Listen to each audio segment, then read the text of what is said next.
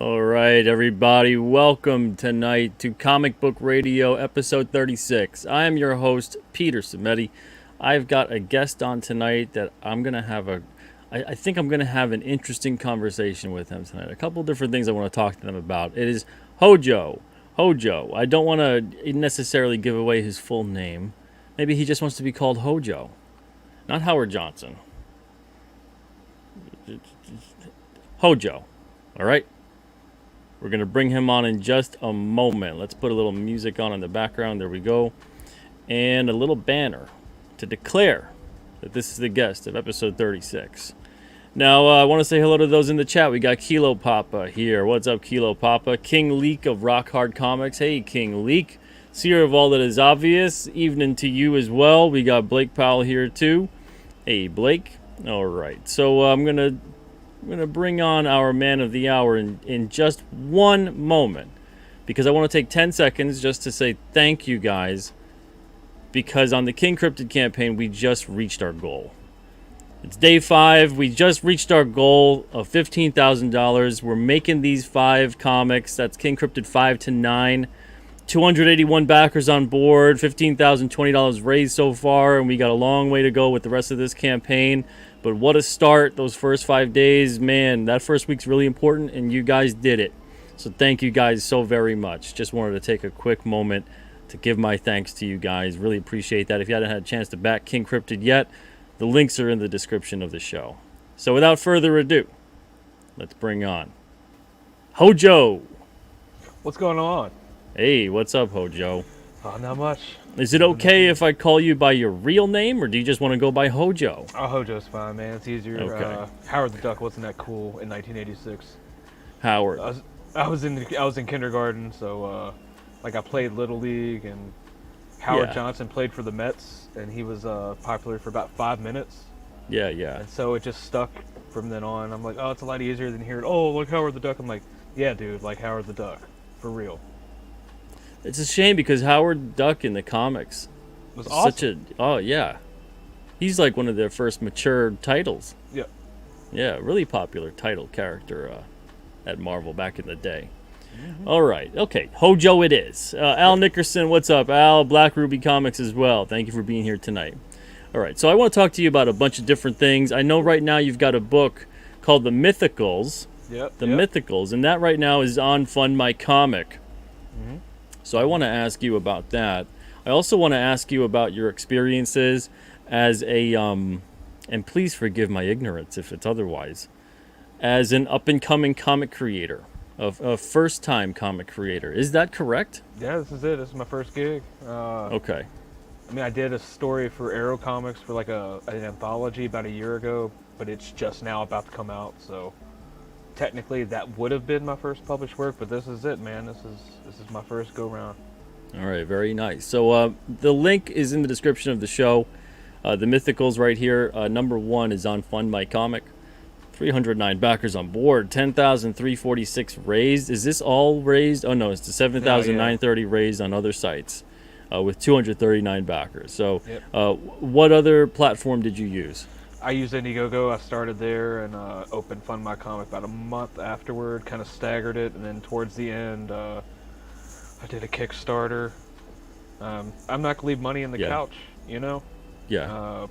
So it's okay. We can say that in hushed tones around here. Yeah, I mean, I did it. It's basically like a kind of like R&D for me. Like, I didn't promote it.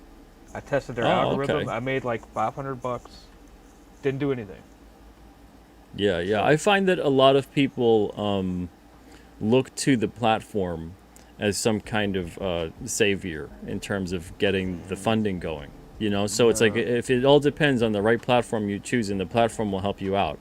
Now, it does depend on the platform you choose, of course, but it always depends on how you're marketing it and promoting it. Yeah. You know, so I've told a lot of people out there that think Kickstarter, you know, it's always the grass is always greener kind of a thing. And I was like, well, it depends if you're going to really promote it and if you're going to make it special and give it the same effort that you would have elsewhere, you know, because the platform's not really going to do a damn thing for you. Right. So No. good. I'm glad I don't have you confused then, because I thought that I saw you on all 3 platforms, Yep. because I really want to talk to you tonight about that and pick your brain on your experience. Sure. Because you've got a bunch of different things here where you've got your comic or have had your comic on these 3 different crowdfunding platforms. You're a new-ish creator. Mm-hmm. And am I correct in at least saying as well that this is the first time you've crowdfunded a comic? Mm-hmm. Yeah, I Okay, did a bunch yeah. of research on all of this before I even said, "Hey, let's do it." Yeah. Okay. So I think, I'd love to hear what your experience has been. I'd love to hear what you found were the pros and cons of each platform, and then also any of the obstacles or mistakes that you either made or overcame, or you made them and you'll figure out how to, do better the next time around. Mm-hmm. Mm-hmm. So, yeah. So let's start. Let's start at the beginning. Let's start with. You came up with this concept for a comic when? Oh, that was a long time ago, 2005 or 6. I was on patrol overseas, and I was like, wouldn't it be cool if like a team of monsters could do this, so like we didn't have to, but it would be funny like when we do it, because sometimes it's like it could be like you're in some serious shit, and all of a sudden somebody farts, and you're like, that's how it really is, man. It's not all serious all the time. So, I was talking to a guy about it, and he was like, "Oh, you read comics?" He's like, "I draw." I was like, "Oh, cool." So he just scribbled some stuff down. I'm like, dude, that's great. So we got to talking like pretty much every day. Like, I know you ever heard CrossFit Comics? I'm like, yeah, I know a guy there. I was like, okay, cool. He's like, so we can probably, when we get back, we can submit and get in there. I was like, okay, cool. So we got about 10 pages together. Wasn't the greatest, I'm gonna be honest. But we got back, they were out of business, man. They were done. Wow. Belly up, and I was like, son of a bitch. So he's like, we can always submit to Image, and I just looked at him and was like, right, dude. Peace out. So, life happens, a wife happens, kids, watching the comic industry just do what it did. And then one day, like, I'm kicking around on Twitter looking at sports news, and I see trending Ethan Van Sciver. I'm like, oh, I know that dude. And then Did you say in sports news? Yeah, because I'm a big sports fan, so I didn't. Okay. I saw Ethan Van Sciver trending, and I was like, "Oh, I know that guy." Looked at a picture. It was like, I think Joe Sontag's Reaper Destroyer was like I can't remember who did the cover, but it was insane. I was like, "What is this?" I think that's Joe. Didn't Joe do the cover? I don't know if it was him. Pretty sure Joe did. Chat, do you guys know Might if have it's been Joe? I think it might have been Shelby. Oh, okay. But anyway, it was phenomenal. I was like, dude, that looks like some Image stuff. So how the rabbit hole is, man. You find one thing, and then the algorithm points you here, points you there. And I went and looked at Wikipedia for Comicsgate and all this stuff. I'm like, these people are full of it. You can't paint everybody with a broad brush. That's kind of society's problem right now. Yeah. So I was like, all right. That's just rules to live by. I mean, all of these people, they don't need a publisher. They can make their dreams happen. Yeah. But you have to want it, and you have to You put got in to the put in the work. Oh, yes. You have to do the research. You can't just show up like, hey, give me money. Look at this. I have this pinup. Give me $5,000 right now. Nah, bro. It ain't like that. You got to make it network, and I found is the most important thing in this. And my rule number 1 on all this, don't be a dick. Yeah. You can be a sarcastic asshole, because we all are. Now, if your name's not Richard, who should you be? Is Howard good? Yeah, that's fine. Yeah. So, just a heads up, Hojo. We try to keep the show PG-13. So far, you're fine. Yeah. But I don't want to, just in case, because these can be very passionate conversations. I've had Billy Tucci on, and he let some F-bombs fly. Yeah. Yeah. So I was in the military, so you know. man. I'm really holding it back. No problem. I just want to let you know. Yeah, it's fine. I got no problem with it, but just in case, because sometimes we do have people that actually, and God bless them, they sit around and they watch this with their family, their kids. It's great. That's awesome. So as they're discovering comic creators, which is wonderful. So you're getting this comic all together. I gave it a facelift. Yeah, let's fast forward it to now. You've got something ready to put out there. What were your next steps? Well, I got in the chats and I met people, and I found a group of like creators and stuff who have way more experience than me to kind of lean on, and like and like these little DM groups and stuff like that, and ask for advice, and that helped me so much. Like you should do this, you should do that, and started studying other people's marketing techniques. I learned by watching, and then I learned how to not mess up, I guess, by messing up. I try not to make the same mistake twice. Marketing's not a talent; it's a skill that's learned. You can have innate talent, but it can only get you so far. You have to get out here and you have to talk to people. You have to meet people. But I just got an editor. You got to show them how excited you are for your work, too. Yeah, and I got an editor as a writer. That was the first thing I did before I even got an artist. Yeah. That's what I find is always so funny is people go, well, if you work for the bigger companies, you don't have to do anything like this. And I go, what do you think Stan Lee was doing for 60 years? Yeah. So, yeah. They go, oh, he was a glory hound. I was like, well, if Stan Lee wasn't being a glory hound, you probably wouldn't have known anything about any of the comics. That's what I said. If you didn't have the carnival barker out there, which was Stan Lee, you wouldn't know about all the cool rides inside. Yeah. Like, you just walk by like, oh, that looks nice, but you need somebody to tell you why it's nice. Yeah. I mean, even Stan's been not with us for the past 5 years, and he's still one of the best, if not the best salesman in all of comics. Oh yeah, it speaks volumes close. It speaks volumes of the industry, because they kind of don't feel the need that's not part of the job. No. And it absolutely is, especially if you're independent creator owned. Yeah. But even if you're not, you should still be out there showing people your work, letting them know what you're up to, staying in touch with the readers, So it's great that you found that was so helpful for you and that you took it upon yourself to do that, because it is so very important. It's so important. I can't stress enough how important it is. I've talked about it ad nauseum, but it really is, and good on you. Yeah. It's been fun, I watched Rob Arnold's his YouTube series on crowdfunding, and I tailored it to my specific needs. Like I went genre specific. I found a bunch of horror people. You just got to get. Now I hear Twitter's mess with the algorithm, so they can't see your stuff. So that makes it even more important to get out there and tell people, show people. And I mean, I left Facebook in 2010 because of an ex-girlfriend. She was crazy. And so I never looked back. I'm like, I got a coin and everything. I've been clean for like 15 years, but it drug me back. So now, like, I'm back there promoting because you have to, because that's almost like legacy there, because there've been a lot of people that left there to come to Twitter, but there's a big community out there. I got a flyer with the QR code, which is pretty much like this issue with the QR code and some advertisement stuff. Put one in one of your books, actually. Yeah. So I took it to every comic shop, every gaming shop, every hobby shop, tattoo parlors, anything where I think the Venn diagram might intersect. You got to get out there, because the comics industry isn't doing the great, but comics are doing better than ever. We just have to show everybody.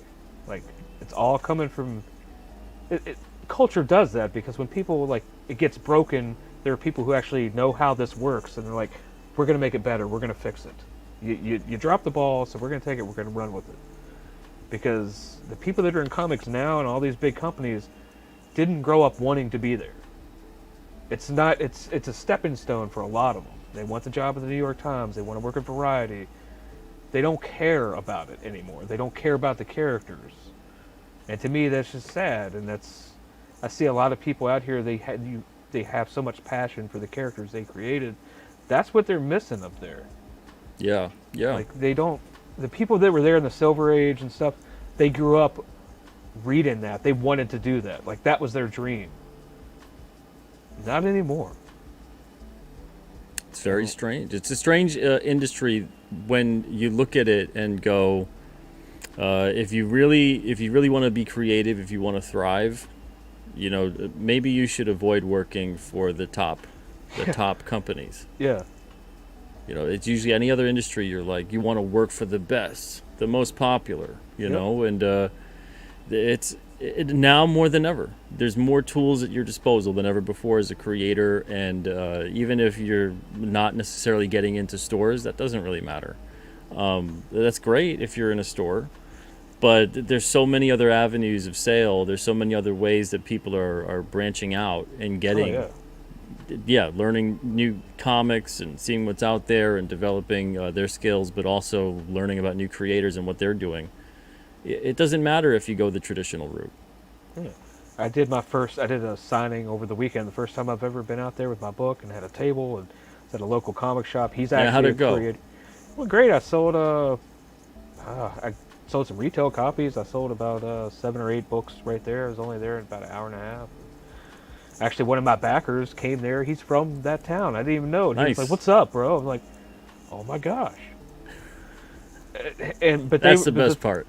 Yeah, but the thing is, he was doing an anniversary sale, and he had like floppies. They weren't bagged and boarded. You know, just stuff he had picked up over the years for 10 cents. He had bagged single issues for $1, discounted graphic novels for $5. And I was there in the middle of it, and I saw these people just coming in droves, and they were talking about it, like looking through it. Like, this guy was like, "Have you ever heard of this?" I'm like, "Oh, you haven't heard of this guy? Check this out." And I was just like, man, this is what it was like 30 years ago. You know, I'd missed that conversation, that sound, Yeah, yeah. joy on people's faces, and just people like, "Oh, I'm getting this. I'm getting this." So, and I came away with a Dead Man cover by Neil Adams for $10. That was a good day. For me. Wow. It was a good day for me. That's nice. So, Man, oh man. All right. So you get your comic going, you got your network going, you're building up the right way. And now it's time to choose a platform. Well, which one did you go to first? well, at the time, FundMyComic didn't exist. So, everybody that I talked to were on Indiegogo. Every book I had backed was Indiegogo, so it was a natural starting point for me. Launched on Michael Bancroft. I had a funding goal of $2,500, and I think I made $1,700 that night. Nice. And I went on a stream the next morning and funded that morning. Very nice. So I funded in 13 hours, which is crazy because it's like a supernatural thing. So I'll roll with it. But it's. I felt like it was. I don't feel like I was scared to do Kickstarter. I just didn't know anything about it. Like, I had already started making my, because I'm 41, so like, but I do have an IT degree, but I haven't used it in a long time. So I was comfortable with building the campaign on Indiegogo, so I just kept with that. And I showed it to a bunch of people, like got them to criticize it and like, rip this apart, tell me what's wrong. The smartest person in the room is the one who surrounds himself with people smarter than him. So I got their advice, kind of focus grouped it, and threw it out there, and I was off to the races. And then FundMyComic came along, and I was like, well, I'm not going to... People weren't doing concurrent campaigns on their first time. They were like, it's just too much, it's too much. I'm like, Yeah. well, I really believed in the platform. You know, it's a lower platform fee for me. It wasn't going to really take away any other revenue. You know, people were comfortable going to Indiegogo. That's fine with me. Go to FundMyComic if you want to support that. And people who supported both gave them an extra couple perks or something. It's like, hey, awesome, thank you. You didn't have to do that, but you did, and here you go. So, and then I just did the Kickstarter thing there at the end, just an experiment. I was like, I'll wrap that up for the last 30 days, and then once I close them all down, boom, get my CSV files, ready to go. So out of all 3 platforms, which did you like the best as a creator? I think at the time, like, I like FundMyComic a lot better now because of all the features and stuff, but Indiegogo was great, you know, like the interface was great. Kickstarter was a little, but I'm comfortable now with Kickstarter as well. Like, I would definitely, I think I would still do it in the same order that I did it. As a matter of fact, Okay, so you would still use all 3. Yeah, and I'm still going to probably stagger it as well. I feel like it worked pretty good because the one feature I do like about Kickstarter the best is when you back something from somebody when they release something else like a sign up list, you'll get an email that, hey, this is coming. You know, that's you don't got to put out a separate update. Tapping like, into the old. I wouldn't have to campaign. remind people, hey, my sign up list is coming. You know, here's the link. People who'd already backed me before already have the link. They would know since they're following me. But I've been pushing the mailing list too. A lot of people neglect that as well. It's very important. Yeah, newsletter. To me, newsletter is one of the best ways, if not the best ways, to get in touch with backers and keep people updated and everything else. You know, I'm finding a tandem of YouTube, whether you have your own or you're going on channels or whatever it may be, with newsletter is very powerful. It's probably one of the best ways. And then social media, because a lot of the times it's trying to work the algorithm, cut through the noise. You know, there's a lot of people on there. It's not as effective sometimes as people think. Even if you've got a large following, it's still not as effective. You might not be hitting people up. So good on you with that too, because that's important. That's another thing that I think a lot of people overlook. Channel. I don't.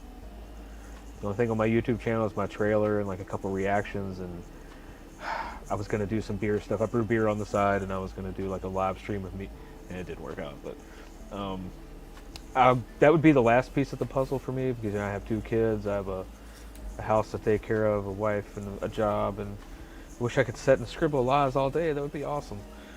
I just can't do it because you know, it's not feasible. But well, at least that's the thing though, is that you don't have to have that, but you have to have a plan on what to do if you're not going to do that. So it sounds like you did.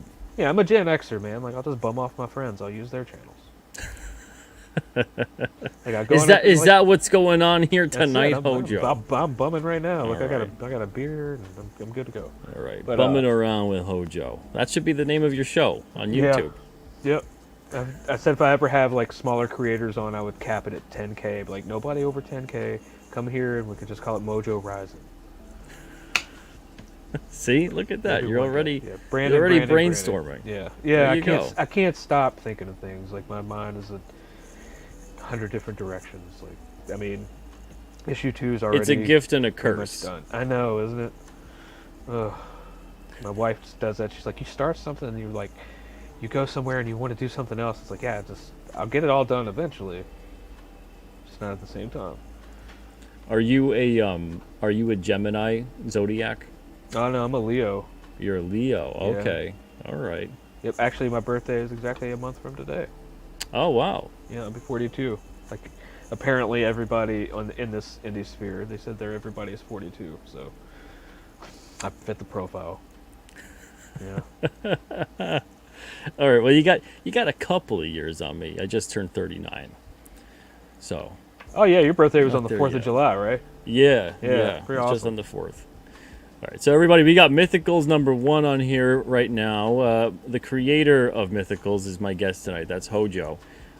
Go check it out. It's on FundMyComic. Is it still on Indiegogo? No, I closed it down. All right. So on that might have been a FundMyComic mistake, right now. but we'll see. Next time I won't shut it down until like I'm done with fulfillment. Well, it's always a learning experience. Yeah. So this is fulfilling right now, you said? Yeah, I'm all caught up. So you order now. Oh, very probably good. Shipping once a week to make sure nobody refunds after the 6th day. I'm not silly. Fantastic. So on issue 2, when are you launching that campaign? We're gonna probably shooting for the first Friday in October right now, tentatively. Like, I just finished the my polish of the script before I give it to the editor. My writing process, I'll write something, then wait a couple months, look at it, and be like, oh, what was this? And then I print it out, go with my red pen like my high school English teacher, then add stuff, and then I go back and retype it or fix the thing on the computer, and then print it out again and read it, and then maybe do a layout or two for a certain page, and then hand it off to the editor. Very nice. All right, so you are continuing this, which is great. All right, so you got Mythicals #1. If you guys haven't checked it out yet, please feel free. Hey, X-Gal, what's up? Phantasmagorical, thank you for joining tonight. Okay, let's stop this for a second. And now I want to, you know what?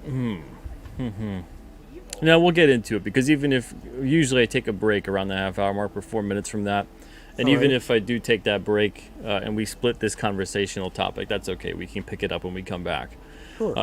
All right. So now let's get into the part that is where your analytical mind comes in. All Okay. right. So you've got these three different platforms, and you've utilized them. What did you like? What didn't you like?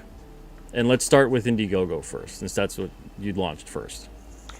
Yeah, I did like the fact that there were a lot of people around that used it. That seemed to be the most popular one. Okay.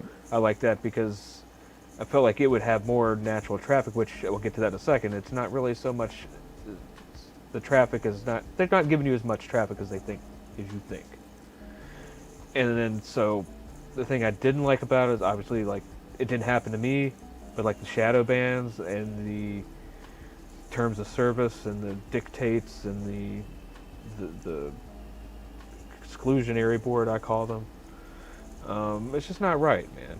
Like Yeah, these the people aren't. inconsistencies and things Yes. like that as Yeah. well. It's Yeah.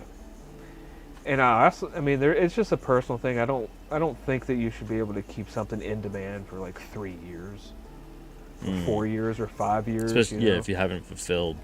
Yeah. I mean, and especially if it's your first one. Like, Wasn't that a rule that they had, or did they change that? I can't remember. I don't thought know. they had a Luke- rule. Luke and them, they have one. Like if you have 2 failed campaigns in a row, you can't use it or something like that. Yeah, I thought Indiegogo had some kind of rule where you had to make like at least $100 in like 90 days or 180 days or something like that. Oh well. Otherwise, they would take it off of in demand. I don't know if that changed. I don't know if I've never looked into it. But even that seems like if the campaign's kind of stalled out and it's dead, Yeah. you should at least get some kind of, okay, here's a warning. Your Yeah. campaign's kind of stalled. We're Or going if to like take it off in Indiegogo demand. tries to contact the creator, like, what are you doing? And you don't hear from the creator after like 90 days. I would just be like, sorry, we're gonna give all these people their money back. Yeah, I mean, crowdfunding it's unfortunately not a perfect system depending on how someone is choosing to use it. So it is a bit of on the part of the buyer to do some research on who they're going to be backing, and that's why I think this Exactly. kind of stuff too is so important. And not to say that you can go and promote and be on various shows or whatever it is and still not fulfill your campaign or be massively late about it. Right. But it is a little bit more, I guess, reasonable to expect that someone can provide you with updates, because there have been, I get it with latenesses and there's updates and whatnot and people come along and Yeah. everyone's going to decide what they're going to decide, but I've seen so Right. many campaigns where you think the person died. I know. There's no updates at all, and know. it'll be like a year. And then all of a sudden it's And- just one, we're almost done, or we're getting there, and like, yeah, what was going on for the past year? Let somebody know. Yeah, it's unfortunately, I mean, all the backer could do at that point is decide whether or not they're going to back them anymore. Yeah. But it does hurt everybody that uses that kind of thing, because you just can't help but have that bad taste in your mouth. I know. So and- it's good that someone like you coming along who's an up and comer, and your number one job at that point is to build trust with that reader, that you're going That to is do it. what you say you're going to do. That's it. And you did it. So I mean, I can't even tell you how much that means, I think, to a lot of the readers out there. They probably tell you all the time, but it means a lot. And everybody needs to do exactly what it sounds like, the stupidest thing in the world to say that, okay, you're going to go do this thing, you raise this money to go do that thing, Yeah. and do you expect that they will then do the thing that they raised the money for? Yes. It sounds like well, duh, right? It sounds like that's Right. obvious, but it's really not. No. It's the craziest thing. So It's- kudos to you for doing what you should be doing. I mean, how novel! You guys gave me money to make a comic book, and I made And a then you comic book, made I it. sent it to you. And then you sent it to him. Look at Yeah. you. And I even typed up a note, thank you note, and signed it for all you people, because I mean, it's a lifelong dream. Like, it's growing up, all you wanted, like, I didn't really care about the people that were making the comics. I just wanted them to say, hey, thank you, or just to be able to meet you and say, hey, thank you. With social media and stuff like now and this, it's so easy. People are like, have said, like, just a second ago, who said this is such an amazing book? I'm like, dude, that's awesome to hear when somebody says that. Absolutely, man. Yeah. But, I mean, I launched on February 24th, and people had their books, and some of them before your birthday. So it's incredible. I mean, like you're saying, that was my number one job. Especially as a first-time creator, I had to deliver on the promise. Absolutely. The guy was like July as a delivery date. Are you sure you didn't mean in like 2024? I was like, no, it's 2023. I got you, bro. Good. As long that's great. The stuff that like cards and stuff, being printed. If something happens there, that's not my fault. But guess what? I will send you an update and tell you, because I was so excited. Every time I was like, ooh, look at this metal card, and I send it to the backers. I'm like, look at this. You guys are getting this. This is awesome. I mean, that's what people want. Just I like what I do, and I just want people to like it too, I guess. But seems like at least 300. I know it seems strange to act as if that's exceptional behavior. Oh, it should be the norm. Yeah. It should be the standard. But unfortunately it isn't. It's all too rare in this space, and it doesn't have to be, and it shouldn't be. But credit where credit is deserved, and you deserve that credit for coming through on that campaign, and promises kept and fulfilled. Yeah. So everybody, we're going to take a quick break right now. This is Comic Book Radio, episode 36. I'm your host, Peter Cimetti. Tonight my guest is HOJO. He's got the Mythicals on FundMyComic. We're going to be right back. We're going to be playing a couple trailers, no more than 2 minutes. Stay with us. Don't go anywhere. We'll be right back.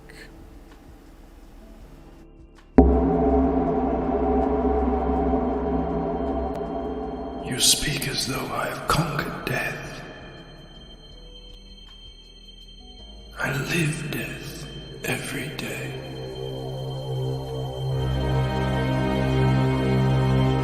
I am surrounded by it, smothered by it.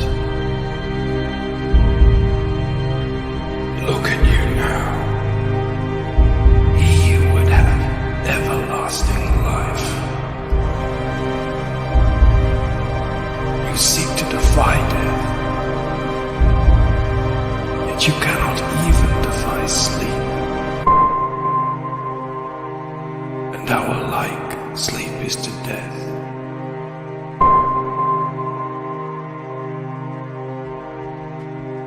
It is a patent death.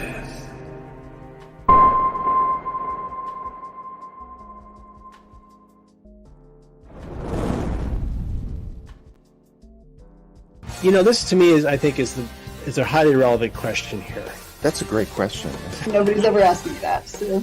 Well, that becomes a huge question. Oh, that's a good point. Wow. Yeah. You opened a lot there, a lot to unpack there. I think, Jason, you always do. You get this stuff better than anyone. Bringing you news and opinion from all over the web. Sci-Fi for Me, delivering the multiverse since 2009.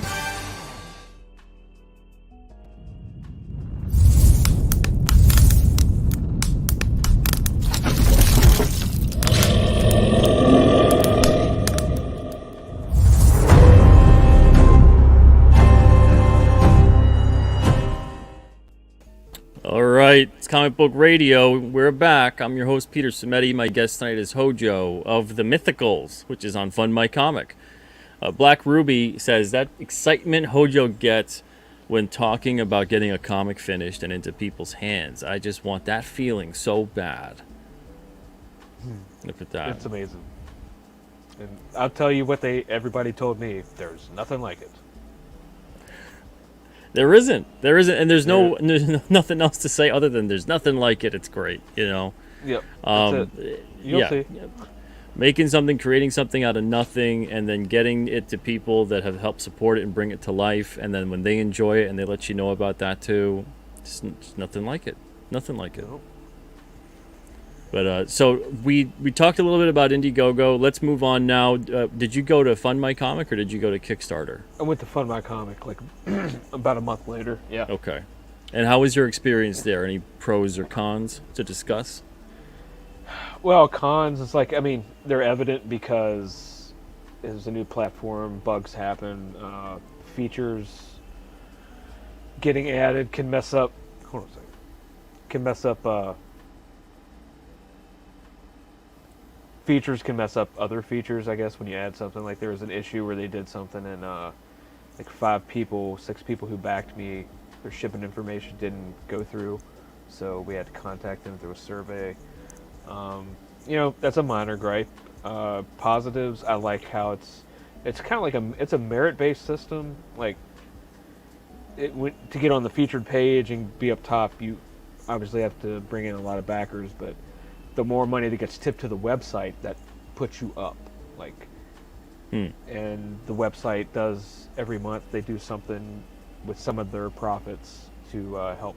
Like Dan Plagle, they gave a donation to him to help his family because he was going through some chemo, and they do stuff like that. They want to. It's pretty crazy that the amount of goodwill that they're doing behind the scenes for people. You know. Yeah. Yeah, I've had Luke on the show. He's a great dude. Yeah, and so, you know, obviously the platform fees, very creator friendly. The interface, the way to build a campaign, that's the easiest one. Oh, like yeah? the features to where, like, when you show the original art, it doesn't put it into a box, like a certain, cut a bunch off. You can show the whole page. Because, like, if you're showing a whole page and they cut off a panel, which is probably the best panel on the page, people are like, I don't want to buy that. But, like, you don't even know. Yeah, the other platforms definitely don't have the comic sizing in mind. That's true. Not at all. So, but to make the campaign, that was the easiest. Like, it was 15 minutes. Took me 15 minutes. Wow. And took me 3-4 days on Indiegogo in a couple hours. I was just like, oh, I can't do this. I gotta call Pixel Trader to fix my pictures. So that's, I don't. Indiegogo is the hardest out of the three to build a campaign to make it look great, because you know I can't code. I'm okay with, you know, I can change a font. Woo, but that's about it.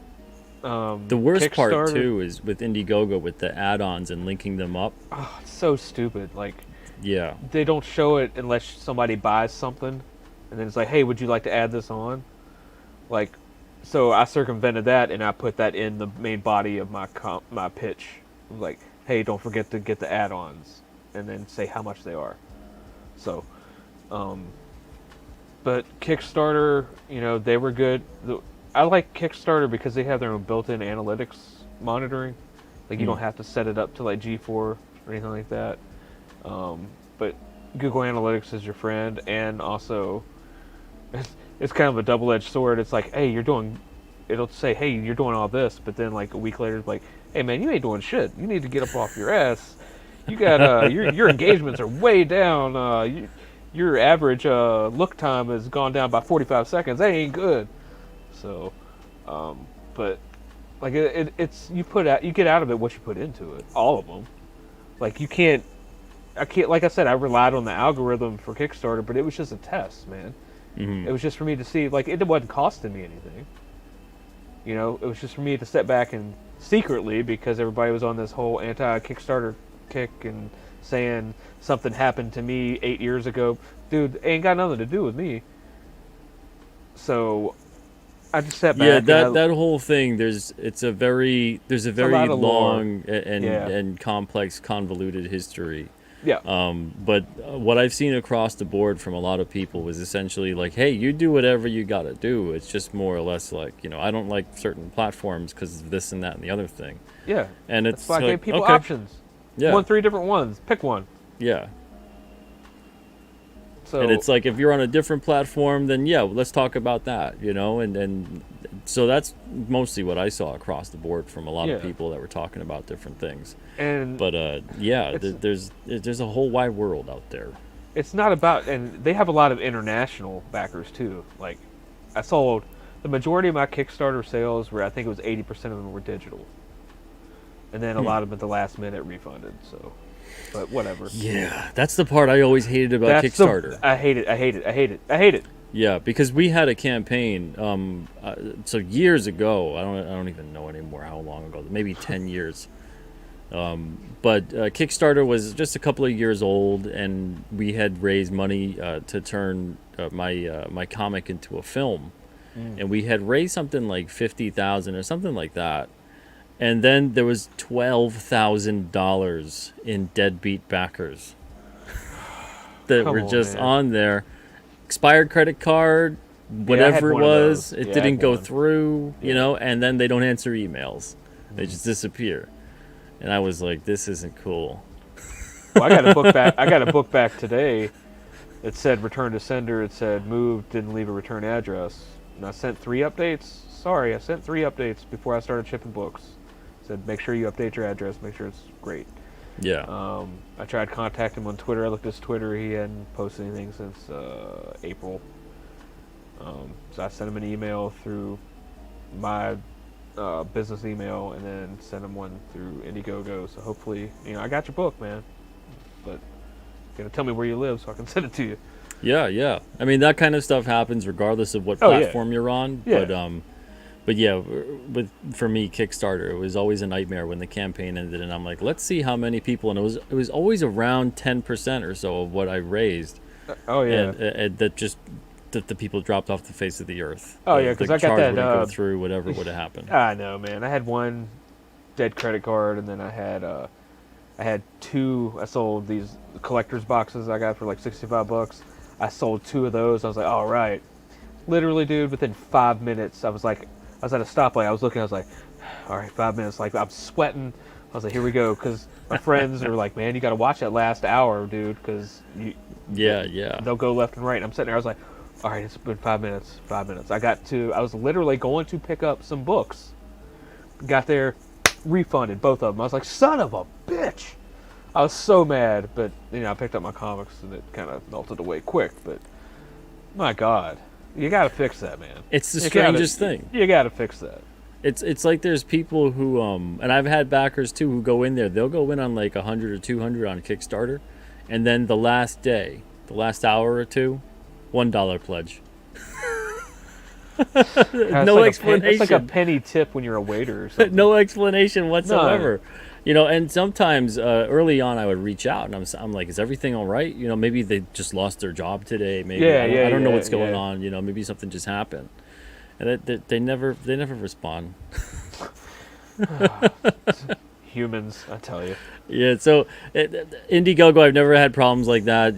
They charge you, they take your money. You might get people refunding or something like that during the course of the campaign, but it's nowhere near as prevalent. It's almost as if there's people out there on Kickstarter where it's a hobby.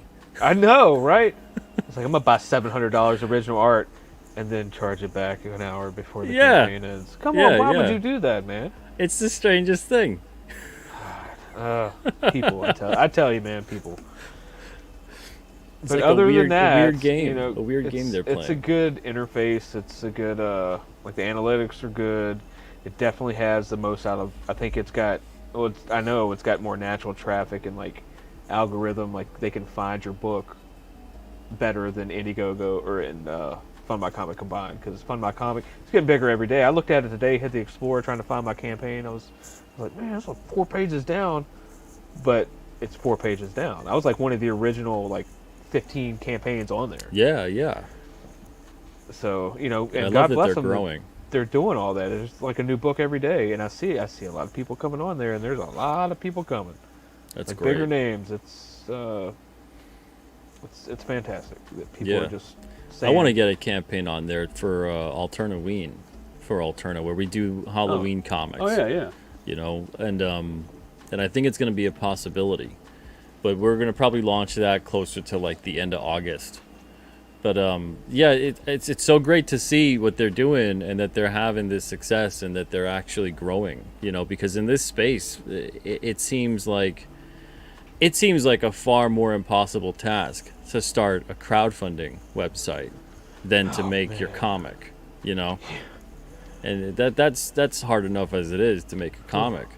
But to put together a crowdfunding site, it just seems like, In are a you couple okay of in months, the head? In a couple of months. Yeah. People have been You sure working about on one that? for years. And they've actually managed to do it and learn from any mistakes. They take feedback. They keep on growing because of it. Yeah. So it's great to see. It's great to see. For those that want to join the show tonight, if you got a question or comment for HOJO, please feel free. The StreamYard link is right there in the chat. Don't be shy. You can come on here and say hello, or maybe ask HOJO a question about anything that I haven't covered yet. And also in the chat, feel free if you've got a question as well and I haven't covered that yet, or we haven't talked about it yet, please feel free to ask. But yeah, so it's great being able to pick your brain, because I think you're someone out there who not only obviously are you going into this for the first time, so you have no preconceived notions and expectations really going into it other than what you've seen happen to other people. Yeah. But you're using these 3 platforms at this point. This is what most people would believe that's the route they're going to go. They're going to go either with one of them, maybe 2 of them, maybe even all 3 of them. Mm-hmm. And then the only other option that, and I'm not aware of, if you are doing this, please correct me if you are, would be to have your own website. Do you have your own site at all where you're selling the book too? I have a domain. I'm getting there. But the thing with FundMyComic is I'm going to probably be the guinea pig. I'm going to morph it into a storefront. Like, when you go to SouthRiverStudiosVA.com, it takes you to the campaign right now. But it will take you to... I'm going to rearrange the things, give it a facelift, and probably uncombine, like, the deals, like where you get the book, the sticker, and stretch goals and stuff like that, because I only have so many.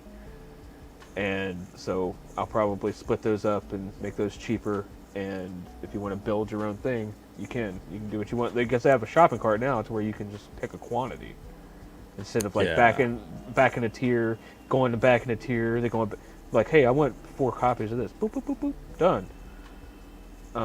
That's what I was waiting on. I specifically talked to Luke about that when he was on the show, and that's what I was waiting on in terms of deciding whether or not we would put a campaign on there.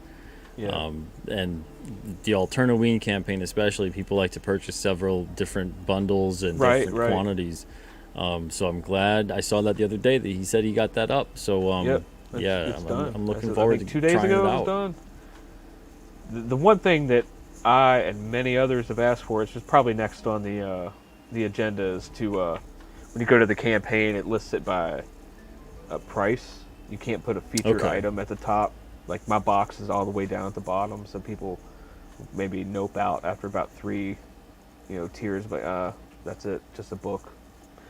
But it's down there. But things take time. Code's not easy. Luke's not back there doing that. He pays people to do that, and they live on the West Coast, and you have to wait for him to wake up, put in an order, ticket. It's a business, man. But they work fast, though. Their customer service is pretty second to none out of the 3 platforms. Yeah. How responsive they've been. The fact that they keep people updated with a lot of stuff. The fact that, like I said before, they actually learn and accept hearing feedback. Yep. And then they utilize it however they can. It's not really heard of nowadays. You should always be looking to try to level up, get better, do whatever you can to get the best product to your whatever you're trying to serve, your customer base or your client, whatever you want to call them. You should be proud of what you do and just want to be the best. Yeah, and I mean, obviously, you can't do everything right now. But there's always that ability to hear that from people, and you're like, oh, a lot of people are saying about this. I wonder if we can maybe move that up a little bit. I know I irritated him in the beginning. I'm like, you should do this. Why don't we do that? I came up with the thing, like, if you take your mouse or your cursor and hover it over a piece of art, it can, like, bring it up on the screen and pop it up in big. That way you don't have to, like, click on it or try to save it and expand it or whatever. You can just move over to it and then it gets big. So that would be cool. But I think in a year, because I hadn't really, I backed a couple books maybe a month ago or something, but I hadn't really looked at the site for about a month until like yesterday, and it's nice, man. all the amount of campaigns. It looks different. You know, it's sleeker. Yeah. He's getting like a mobile app soon. They have a thing. If you have a personal website, you can link a widget to that. Like, that's all I know about it because I don't really know how widgets work. But they got them. So, but yeah, like the natural progression would be for me would be after maybe a couple issues and have a graphic novel thing I'm working on. I'm trying to probably do 2 to 3 issues a year, and if I could get ahead in funds, I can release 2 issues at the same time. You know, kind of like what you do. Yeah. Other people have like 2, 3, 4. That way you don't have to wait 6 years to get all 13 issues. Because after 13 issues of this, sorry, it's done. We're out. So it's already mapped out, planned out. Oh yeah, that's yeah, it. yeah. And That's it's good, very though. character driven. Yeah. I mean, there's some stories that you can go on and on and on, and then there's some stories where you have what the story you want to tell, and that's that. And I've kind of I've done both. Yeah, And I guess get where I you're coming could, from. but I don't want to. Yeah. Yeah, I've had people over the years ask me to continue certain books or, you know, maybe do a prequel even, and I'm like, it lessens the impact of the original book. Like, that wasn't the intention, you know? Yeah, because I love and- the X-Files. I hate everything they did after the show ended. Yeah, and that's widely go. how most people feel. Let it go. Let it go. Just don't ruin it. I mean, you're watering it down. Yeah. Yeah, especially if you're Let not it be really what going to it bring... is. Yeah, if you're not going to really bring anything new to the table, and it's either you're retreading old ground, or you're doing something that's even worse, which is you're going in there to kind of essentially crap on everything that came before, which is a Yes. trend nowadays with a lot of storytelling. It's an entire genre of storytelling now. Yeah, everything's, you know, rebooted and retconned to death, to the point that you're just like, are we in a time loop? I know. I just saw today, like somebody put out that movie with Angelina Jolie and Brad Pitt, Mr. and Mrs. Smith. Yeah. They're remaking that. I was like, I didn't even like the first one. Why would you remake this? It wasn't that, I can't even remember anymore. It's but like wasn't- they're spies or something. But they Yeah. didn't know they were married to each other. I don't know if I saw something and it wasn't correct or whatever, but I could have sworn that even that was a remake Probably. of something from like the Probably. 50s or 60s. It's like the Mandela effect. Yeah, it's insane. There's so many original ideas out there. There's no reason to constantly remake any of this stuff. It's crazy. And they keep saying how they hate our past. Well, why do you keep remaking it? Yeah, If you you're living hate in the it over and past, over again. Stop it. Yeah, move forward. There's so many new things to make. There's so many new things to adapt, and not Yeah. just within comics or anything else, but I mean books, TV, even. I mean, growing up with it, you'd see like the TV version and the movie version, you know, so it'd be Yeah. different actors playing it, Yeah, you know, yeah. however they would approach that. And that was the norm, you know, you were just like, yeah, that's how it is. But now it's this weird thing. And then finding, we talked about it a little bit yesterday. I talked about it with Narwhal, but about multiverses being everywhere, all over the place, to the point that they feel the need to connect every single friggin' thing that wasn't ever meant to be connected. No. And it's craziness. I know. Craziness. They I don't know. Yeah, that's why I love this space. I love the independent space because it's everything that the corporate mainstream thinks they're doing, but we're all actually doing it. You know, we're making something new. We're taking chances. We're making we're taking risks. We're making something that is done with passion and love and a vision, and we're trying our best to learn from every single time we go and move forward. You know, That's the goal. yeah. So some people go, oh, maybe that's your first outing, and they go, oh, it's not that really good. You know, it's pretty bad. It's you know, and then maybe your second one comes along, and it's a little better, and the third, and the fourth, and the fifth. Well, you know, every single thing that you currently love today. I mean, think about like Action Comics #1. Mm-hmm. You know, back in the day. If that came on the scene today, people would be like, this amateur trash. Yeah. What is What this? is- And what you is call this? him Superman? Yeah.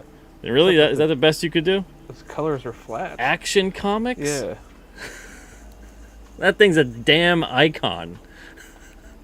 And it's an Yeah. icon because of all the years and everything that they caught something the attention of people at the time, and then they built on it and improved and improved and improved and so on and so on. It takes time.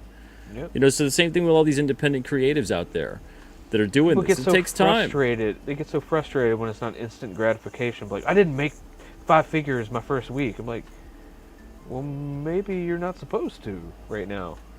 Yeah. If you've been maybe doing you this for weren't- 30 years and putting maybe in you the weren't- time and the yeah, effort, maybe you I weren't get ready. the frustration then. Yeah.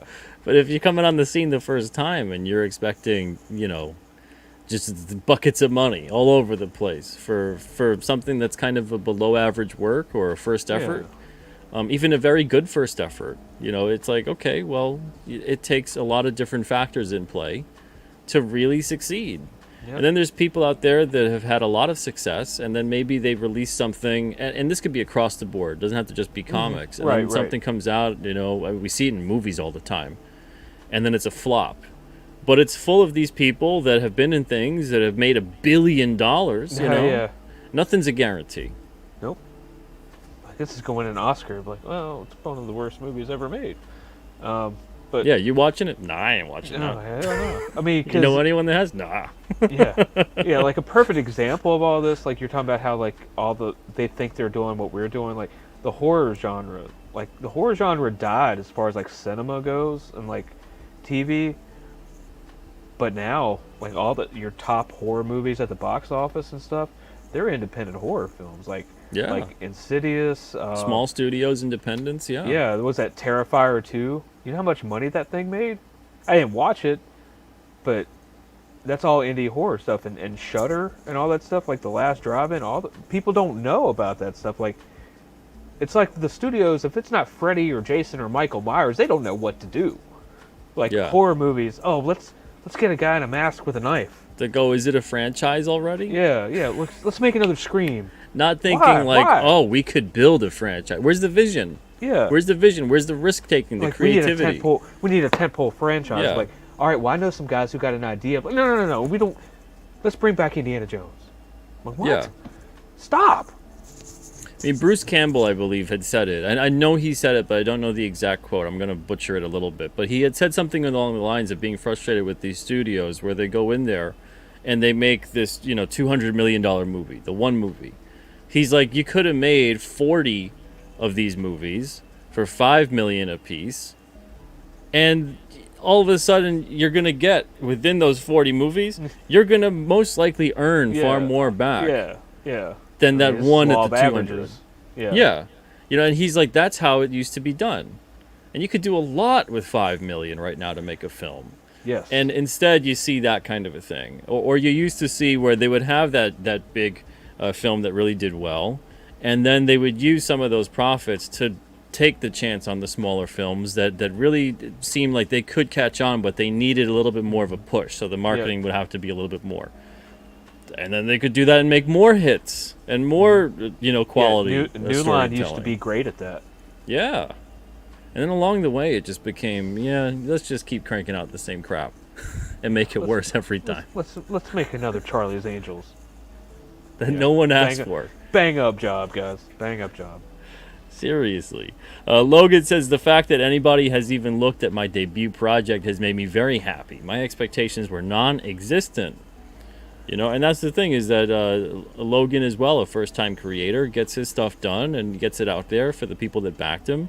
Yeah. And it builds that trust, and he keeps doing what he's doing. And, you know, it's all about looking to the 5 to 10 years down the road and going, if I keep doing what I've been doing, I keep building it the right way, I'm obviously going to be in a better position than where I was before. Right. But if I never start, then I'll never get there. No.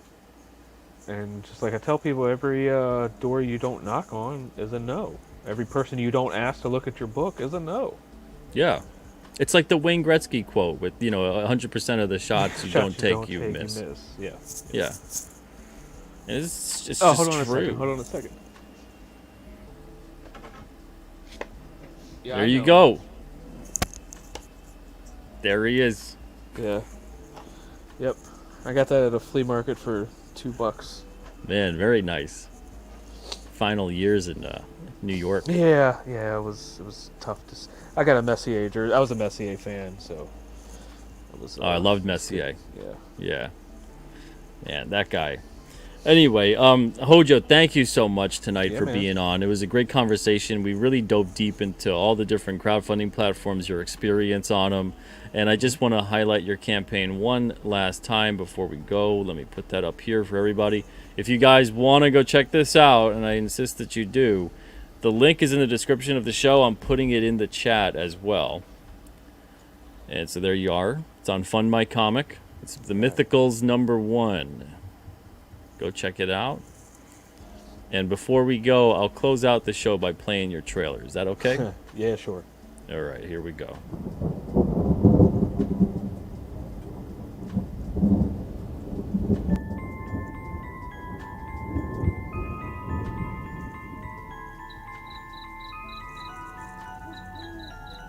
In a world where creatures of myth and legend exist,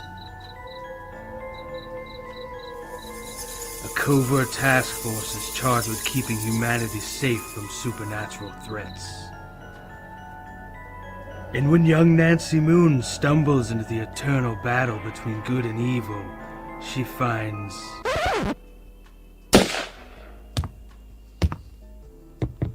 Oh my god, will you shut up? What's happening? Agent Beckett here. Aren't you tired of stuff like that? Want something different? Roll the tape. Whoops. Sorry about that. That's a song I'm writing for my ex. Okay, here we go. Yeah, that's more like it. Alrighty. Welcome to the world of the Mythicals. We have it all. Monsters. Magic. Government agents. He's the strong silent type. This guy. Ugh, gross, dude. Get some kind of cream or something. Lots of 90s style action. Pew pew pew. And that strong female lead alluded to earlier. Not to mention a dashing field commander with a great sense of fashion. Look at those glasses. South River Studios presents The Mythicals, Issue 1. Buy it, if you dare. Ugh, will you can it already? How'd you get free? Now beat it before I lose my cool. So what are you waiting for? Back it today. Like right now. Back the Mythicals today. All right, awesome. Thank you very much for being on here today, Hojo. Really appreciate it. Everybody in the chat, thank you guys as well for watching, and appreciate you guys being here too. I'm going to be back tomorrow night at 9 o'clock Eastern with Justin Belmont, and then Saturday on the show will be Ethan Van Sciver. We'll be talking about Cyberfrog, of course. But everybody, thank you guys. Go check out Mythicals. It's on FundMyComic, and Hojo is here as well. Everybody, have a wonderful evening. Hojo, you too. Thank you very much. And before you go, anything you want to say to those out there? The book's ready to ship, man. You back a book, you get a book. Shocking, I know. I know. It really is. It is. It shouldn't be, but it is. So it's ready to go. Go get that on FundMyComic.com. That's Mythicals #1. Everybody, take it easy. Have a wonderful evening, and I'll see you guys tomorrow.